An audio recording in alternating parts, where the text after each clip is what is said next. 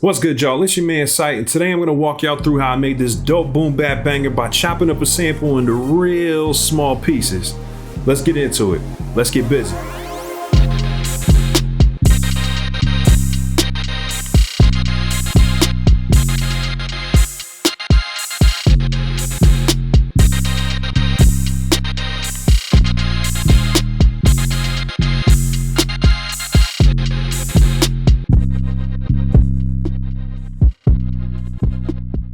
All right, so we're in the lab, and first things first, when I make beats, maybe I'm weird, but I like to start by actually creating a drum kit. I know it's not efficient, and sometimes having drum kits already kind of laid out and kind of knowing where you're going, it makes it more efficient. You can kind of crank out more beats, but for some reason, the fun of it for me is putting together a dope kit. So almost every beat I do, I tend to put together a fresh drum kit for it, and this one was no different. I started off just looking for different one shots, and sometimes I'll look for like hi-hat loops and things like that I can use just to give it like a human feel without me having to program too much on the hi-hat side. Came up with some different stuff. I just kind of dragged them to the pads.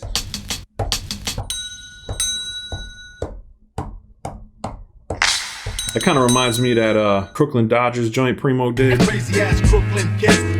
Represent the Brooklyn all night. Crazy ass. Which is really dope. If you didn't see that battle, I highly recommend RZA and Primo. Lights out. The joint was off the chain. No, there were some technical issues, but the nostalgia was worth it alone. So I was feeling very kind of vintage. I wanted like some more analog sounding drums.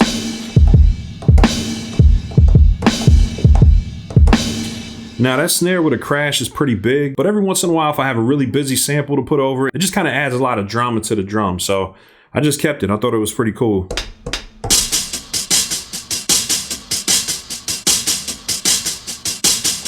And that was a hi-hat loop I was thinking about using, but ultimately I didn't. I just took that kind of 3-hit hi-hat, started messing around on the drums.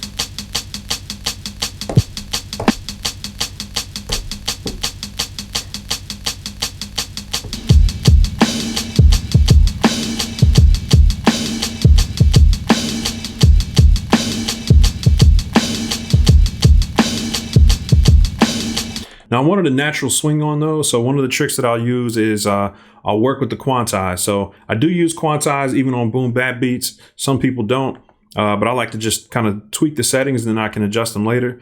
So what I did on this one was, let me show you on the software screen because it's kind of harder to see on the touch screen. I hope they come up with a screen that allows you to do this on the touch screen. But as you'll see here on the software screen, the cue links on bank B, actually changes your time correct and everything. So I put the snare on 16th notes and then I changed the timing correct, the strength down to about 90 or 89, something around there. And that keeps it on beat, but also gives you a little bit of wiggle room. It doesn't keep it super square on the beat. So it gives you a little more of a human feel on the snare. But I like my snares to be pretty even on most beats. I like the head nod to be pretty consistent. So I kept that on the snare. And then on the kick, I put it on 16th notes, and I believe, let's mess around with it and see what we got here. I believe I put the swing on about 60 to 61. Actually, no, it looks like it was about 58. And then I shifted the timing about 3.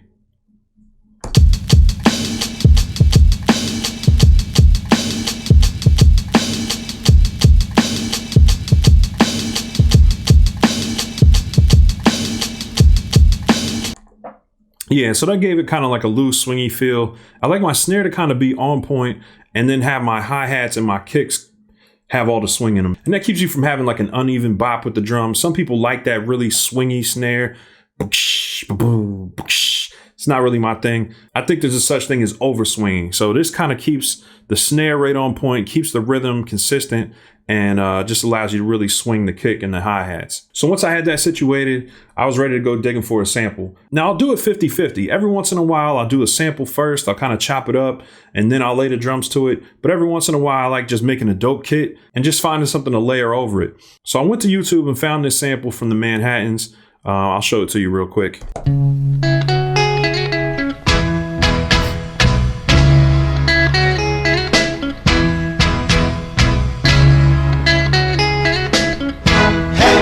So I like the way that was sounding. I felt like I could chop it up and come up with my own melody for it. Now, as you'll see on this one, I really chopped it up really fine. I didn't use like a straight 16th pattern or an 8th pattern. I actually chopped it up by each individual note. So you'll hear.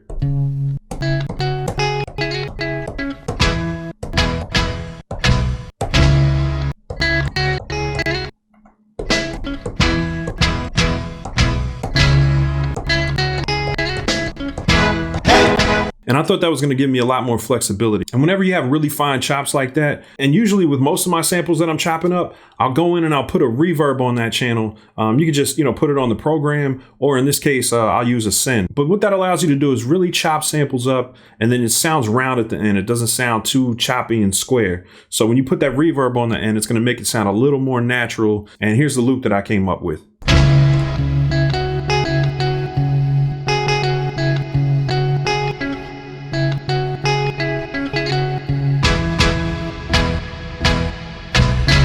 Now by itself, it doesn't sound like much, but I ain't gonna lie, I did it to the drums and it sounded a lot doper.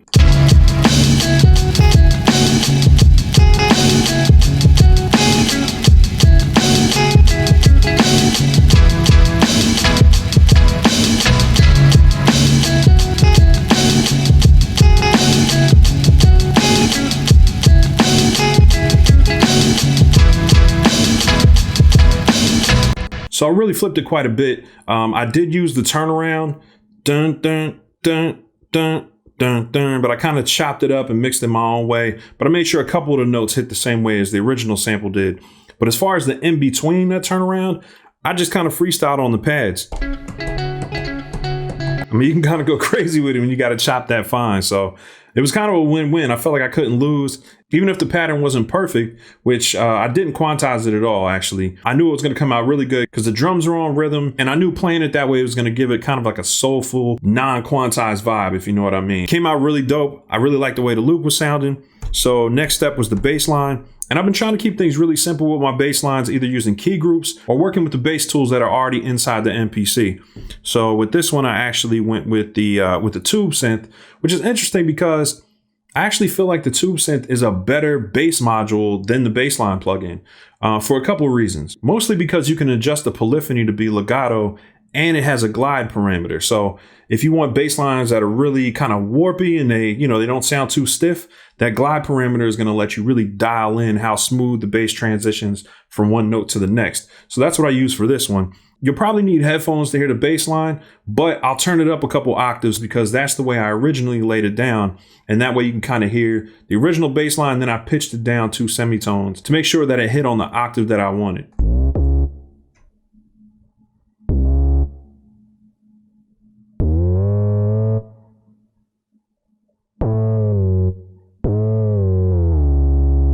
Now the actual octave that I used was right here, and I'll play it with the drums and the sample.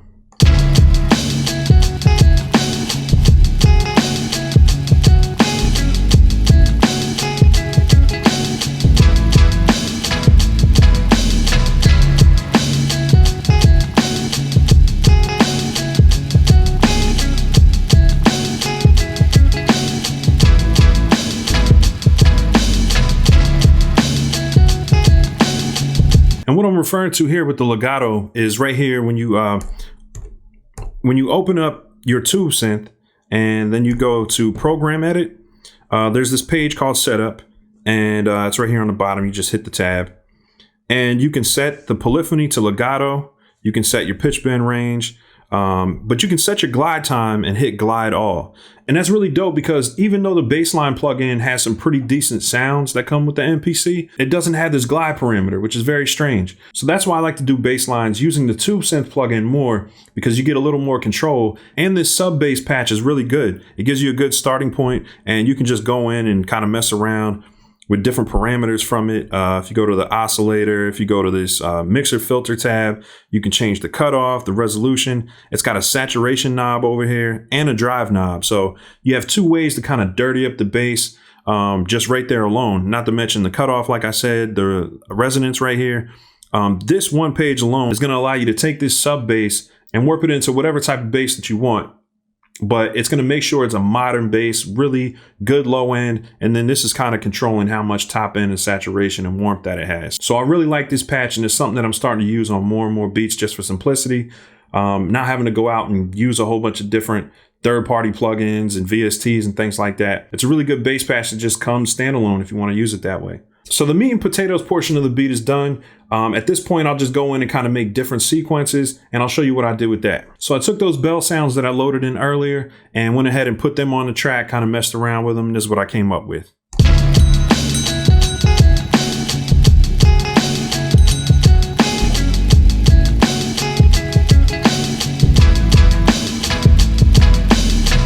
So that was cool, but I felt like it was such a hype track already. I wanted to add some more stuff to hype it up. So I went into a couple decap kits that I had, Drums That Knock, and found some kind of like hype screams. Normally I won't do that with other producer stuff. I kind of make my own, but I was just trying to get quick and dirty on this one. So check it out.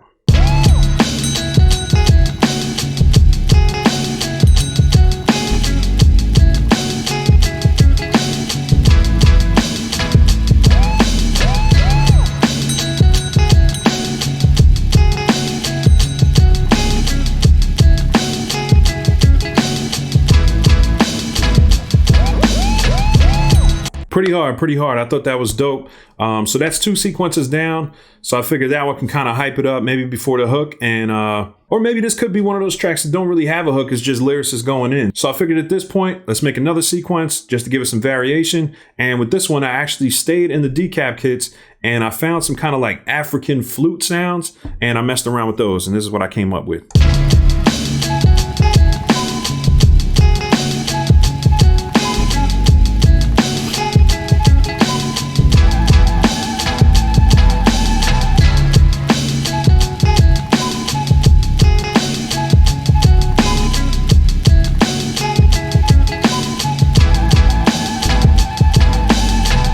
This one is pretty much done. I kept it kind of simple. I didn't want to go overboard, and I thought it was banging. So I could wrap this one up, put a bow on it, get it out the door. So before I get rolling, I just want to thank everybody once again for supporting the channel.